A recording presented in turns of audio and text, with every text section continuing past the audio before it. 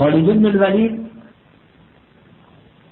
bu kishi Rasululloh sallallohu alayhi va sallamning eng ulug' sahobalaridan va islom lashkarining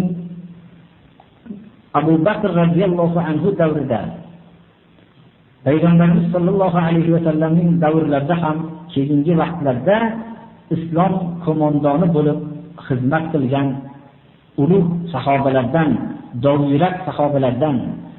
Insonlar qanchalik yashashni yaxshi ko'rsa, bu kishi Alloh yo'lida jon berishlikni shunchalik yaxshi ko'rgan zotlardir. Xolid ibn al-Valid Rasululloh sallallohu alayhi va sallam tarafidan ko'p maqtovlarni eshitgan kishilardandir.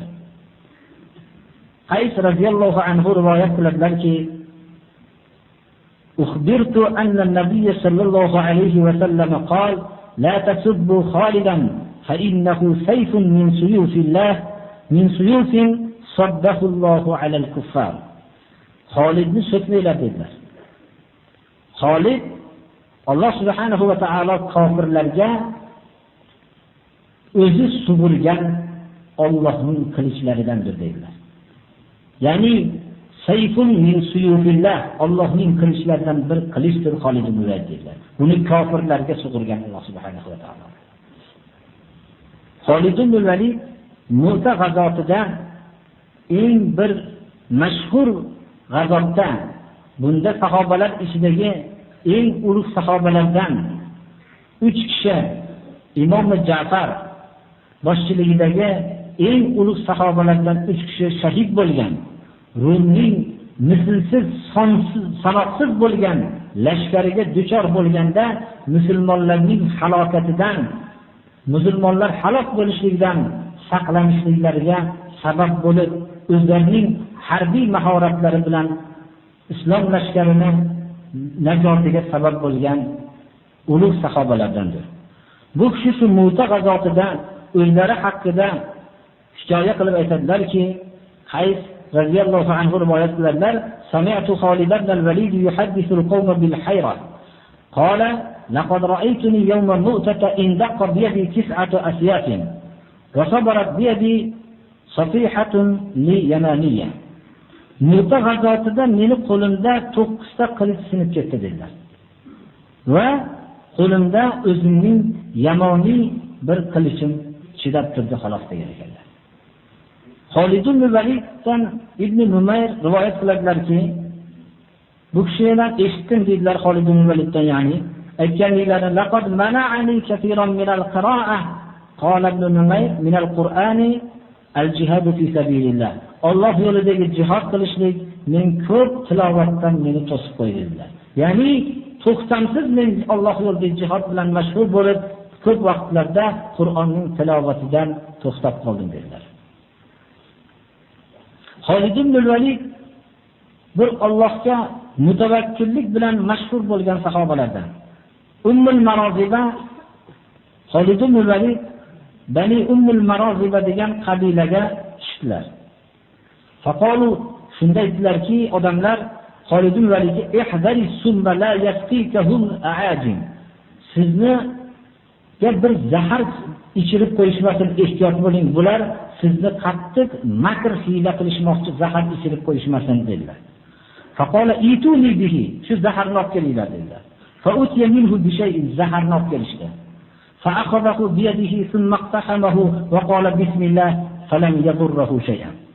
Zaharni olib kelindi, olib kelib qo'llar bilan ushlab turib, shunday ko'tarib ichvordilar. Bismillah dedilar, biror narsa bu kishiga zarar qilgani yo'q. Sahobalar ichidagi Xolid ibn Valid jangda shahid bo'lmadilar. Ko'rpalarini ustida yotib vafot qildilar. Ko'p yig'ladilar. Hayotimda bir qarich bir masofa, jasadimda bir qarich o'rin yo'qki, yo qilich yemagan, yo nayza kirmagan, yo kamon kirmagan o'rin yo'q, tuya o'lgandek uyimda o'lyapman deb aytgan ekanlar. Xatlarning butun dushmanlarga yozgan xatlarida shundayki, islom keltiringlar, birodarimiz bo'lasizlar. Agar islom keltirmasanglar, jizya to'laylar. Shun bilan sizlar o'zingizlarni salomat olib qolasizlar.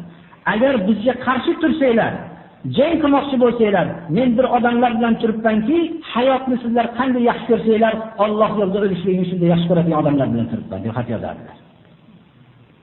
Bu kishining tarixlari mana avvalgi darsimizda ham aytdik, Umar ibn Xattob odatda harbiy kishilar bir haqqa bir qarshi ham turadi, o'zining harbiy haqqi o'zining xos bir imtiyozi bo'lganligi bilan bir ozgina da'vosi ham bo'ladi. Ammo umrlari bo'yicha Abu Bakr radhiyallohu anhu bilan xayrlashib chiqqanlaricha Abu Bakr radhiyallohu anhu bilan qaytib ko'rishmadilar, necha yil xalifa bo'lgan bo'lsalar.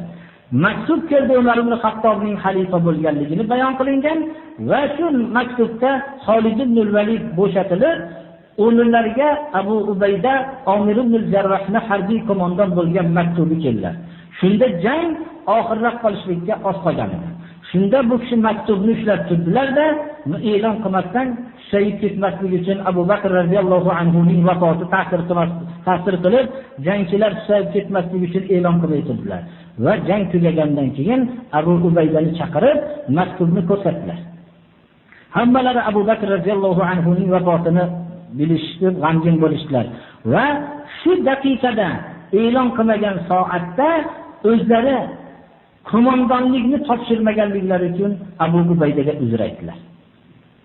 Shunchalik harbiy odamda insofning bu darajada bo'lishligi faqat islom, iymon qalbida mustahkam bo'lgan odamgagina nasib bo'lishligi mumkin. Bizning islomda birovning rahbar bo'lishligi uchun maxsus bunday mol davlatlar targ'ib qilishgan emas. Odamlarni targ'ib qilgan emas o'zini rahbar bo'lishligiga. Ular rahbar bo'lishlikdan o'zlarini chetga olishganlar, buni mas'uliyat deb bilishganlar. Hatto mana bunday soatlar bitta maktub, bir qog'oz kifoya qilgan, o'zining xalifasi tarafidan kelgan maktub o'zi kifoya qilgan. Islom tarixi bunday voqealardan juda ko'pdir. Boshqa islomda bo'lmagan kishilar va islom hayotini ko'rmagan kishilar biz ham ko'rmadik, lekin qalbimizda ko'rib yashayapmiz, birodarlar. Tariximizdan islomimizni nimaligini bilamiz. Ammo islomga qarshi tarbiyalarni ko'rgan odamlar yoki islomdan chetga yashagan odamlar bunga ishonmasliklari mumkin. Chunki ularning tarixida ham, voqea hayotlarida ham buning birorta misoli yo'q va bo'lishi mumkin ham emas.